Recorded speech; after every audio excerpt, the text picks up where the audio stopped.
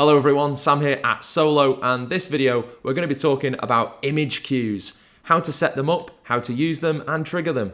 Now, like with everything with SOLOstudio PRO, and I feel like I say this a lot, it's dead simple because it really is. So in the top right hand corner, we're going to hit the plus symbol and we're going to import an image. So select image, and then we can select from our camera roll any image we want. So I'm going to select this image that I took last night at Manchester Circle of Magicians.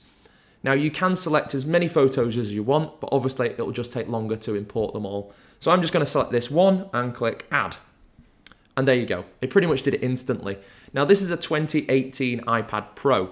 So the more modern your device, the faster it will be able to import data, depending of course on the type of chip that's inside it and processor. So the M2 iPads, the newest, will obviously be able to import data much quicker.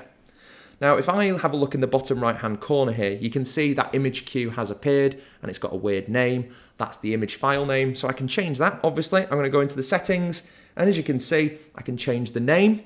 I can set the fade in and fade out times of that image. I can set the delay, override. I can see a preview on the bottom left-hand corner of the image, which I'm just going to expand so I can see it. There you go. That's Lee Thompson last night performing at Manchester Circle of Magicians. Fantastic lecturer, lovely. We're going to close that though, so we can see what the image looks like before we even do anything. We've got all of the features that you've come accustomed to with audio, perfect timing, double tap, autoplay, next cue, override.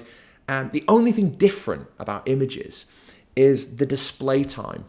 Now, normally if I was to leave this turned off, the display time that is, and I was to go back into here and I was to cue this image, then it would appear on the screen for as long as it would just forever. Because the system will just go, here's an image, and it doesn't know how long to keep it on the screen for.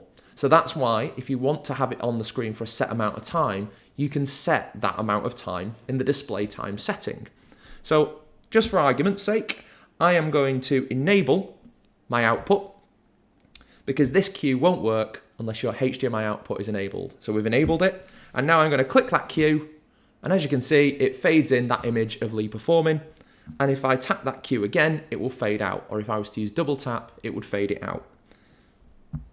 And it would just stay on screen for as long as it stays on screen, like forever. Unless I set that display time. So I'm going to turn my HDMI feed off so you can see what I'm doing.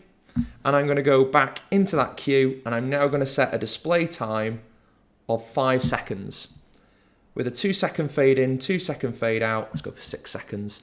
And then now I'm going to enable my HDMI output so you can see what I'm doing, and I'm going to cue that cue, trigger that cue. You know what I mean.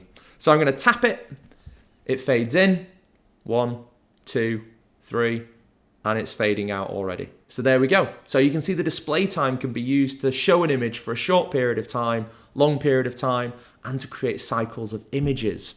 So that's a really quick overview of the image cue. It really is so simple, and I really hope you love using it. I'm going to disable this one more time because I just want to show you what that looks like, because it is so similar to our audio cues. It works almost the same way, it behaves the same way, it looks the same way. The only feature that's different inside here, as is the same with video cues and live camera, is the ability to set a backdrop, but we'll be setting and going through that in our backdrop video. So check that out if you want to set your own backdrop. Thanks for watching, and I hope you found that useful. Any questions? Feel free to get in touch on our Facebook group or leave a comment below and we'll get back to you as soon as we can.